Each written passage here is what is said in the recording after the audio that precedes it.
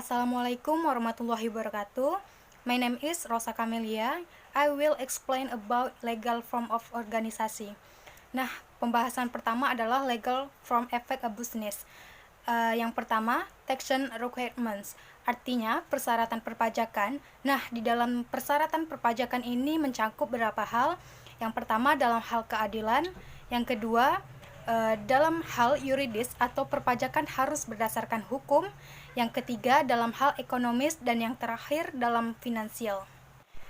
Dan yang kedua, legal requirement atau persyaratan resmi.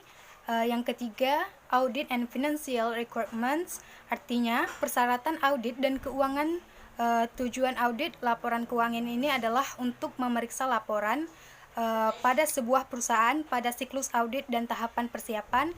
Dan yang terakhir, sources of financial available atau sumber keuangan yang tersedia yang bertujuan untuk memperoleh keuntungan yang maksimal melalui sumber keuangan yang tersedia. Pembahasan selanjutnya yaitu legal forms atau bentuk hukum. Yang pertama, sole proprietorship or trader. Yang kedua, partnership. Sole traders atau perdagangan tunggal. The sole trader legal form of organization comes into being when an individual set up in business and start to trade in his or her own name. Artinya, bentuk hukum organisasi muncul ketika seseorang memulai bisnis dan mulai perdagangan atas namanya sendiri. Nah, sole traders ini memiliki beberapa keuntungan dan beberapa kekurangan. Keuntungan yang pertama itu adalah the simplicity and ease setting up in business, yaitu artinya kesederhanaan dan kemudahan pengaturan dalam bisnis. Dan yang kedua, the lack of legal controls on constraints need record for revenue commissioner atau kurangnya kendala hukum. Dan yang ketiga itu privacy as the account of sole proprietorship are not required to be published unlike the account companies. Artinya, privasi sebagai akun kepemilikan tunggal tidak perlu dipublikasikan dan tidak seperti akun perusahaan lainnya. Kekurangan dari sole traders ini adalah yang pertama, not protected by limited liability atau tidak dilindungi oleh kewajiban terbatas. Yang kedua, sourcing finance can be difficult atau sumber keuangan bisa jadi sulit. Dan yang ketiga, the rates of take and profit for sole traders for a higher than for companies. Artinya, tarif pajak atas keuntungan untuk perdagangan tunggal lebih tinggi daripada untuk perusahaan. Dan pembahasan selanjutnya, partnership atau kemitraan. A partnership can be described as an association of persons carrying on business in common with a view to making a profit. The agreement between the person can be in a verbal or written format.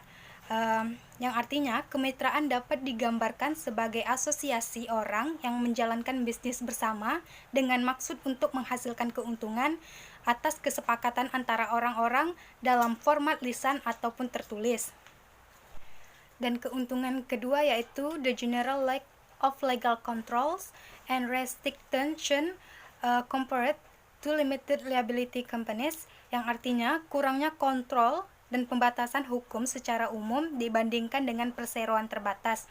Dan yang terakhir, partners often have a blend of skill and experience which help to create a more effective organization, yang artinya mitra seringkali memiliki dan memadukan keterampilan dan pengalaman sehingga menciptakan organisasi yang efektif.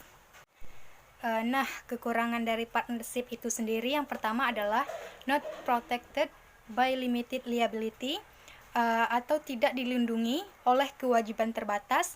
Yang kedua, sourcing finance can be difficult atau sumber keuangan bisa jadi sulit.